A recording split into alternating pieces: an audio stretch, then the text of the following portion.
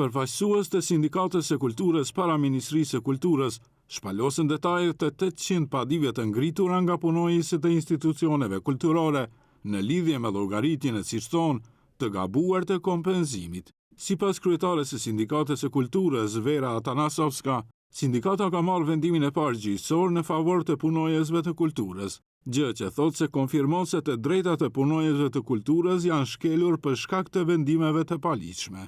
Është miratuar padia e parë nga seria 800 procedurat ligjore për mbrojtjen e të drejtave të punësuarve të kulturës. Është konfirmuar se punonjësit e kulturës janë viktimë e vendimeve të paligjshme dhe për llogaritjen e padrejtë të pagave. Nga sindikata kërkuan takim me ministrin e kulturës në mënyrë që të gjejnë zgjidhje dhe siç thanë që të shmangët kolapsi financiar dhe që institucionet nuk do të kenë nevojë të paguajnë shumë të larta të harxhimeve gjyqësore për padi të ngritura.